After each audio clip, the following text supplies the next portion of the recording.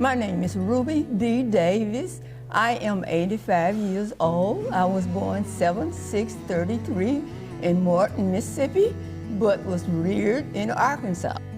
My name is Kenneth Davis. I am her son, born here in Chicago.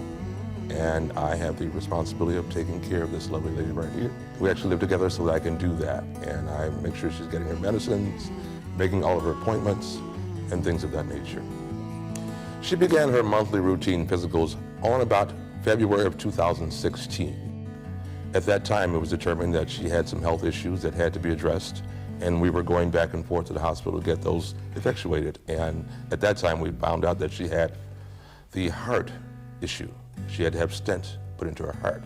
During one of her routine checkups, the doctor took her back in the office and he did his examination of her, and he came back to me stating, okay, he says, well, you can do the surgery today or you can do it Thursday. And those were my options at that point. Obviously, it did not take place that Monday, but the ensuing Thursday, she did have the surgery. Well, I started having sort of like dizzy spells, and they gave me a CT scan. That's when they really found out that I needed those stents put near my heart. They told me I had to make a decision, but I told them it was left up to my son because he takes care of me. And he gave them, the okay to insert the stents. But mind you, that was a very, very arduous task in that she had the surgery 2 years prior. And here we are again at that juncture. And I gave it everything I had at that point, and that's when I relied heavily upon God. Well, I was a little apprehensive because I had to take all those shots and blood tests, and I got tired of them sticking me with their needles. But I knew I had to go through it because I wanted to live and help other people. So I agreed. For me, it was very trying because this was something I had not anticipated at all, had no defense for it. And I just felt bad for her because of what she stated. She's always complained to me that she has very thin veins and they have to find them to poke these needles. So they're poking in attempts to find them until they find. So these are all the times she's being poked, and I just really felt bad for her in that regard. And then after that, I just didn't know what I was going to do because she'd made it through one, and here we are yet again at the same juncture. And I stayed prayed up, and I just put it all in his hands.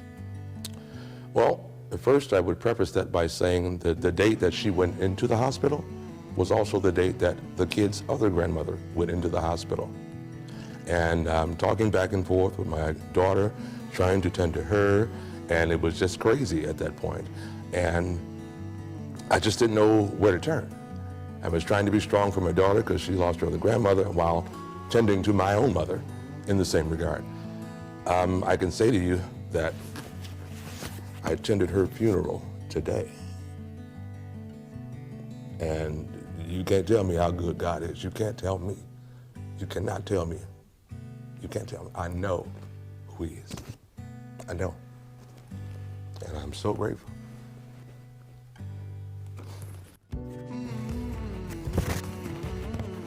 I am proud of my son because I don't know what I would do without him, because he takes me to the doctor, he makes sure I get my medicine on time and everything. If the doctor called and tell him something, he always let me know. So he knows that, I'm a senior, but I still have a very good mind. For me, that means I am separated from the equation. It's all about her. It's all about her. Honor your parents. You get one shot. When you blow that, you've blown it. It will not return. You have one shot. It's going to be trying. It's going to be tough. But that's life. So do you separate that? Do you put it to the back burner because you have that option? Well, you don't have that option. Honor your parents at all times.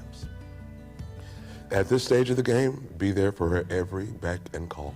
I'm an ex-school teacher for 30 years, but I had another job. I worked for Dempsey Travelers and I did research.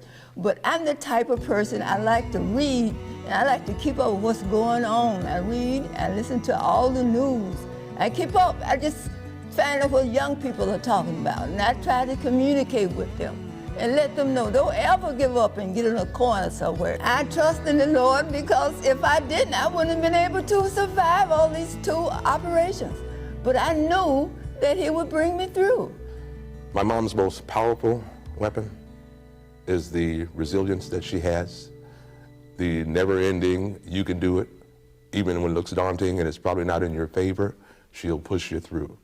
And that's what I've garnered from my mother. I mean, she's everything I ever could ask for and more.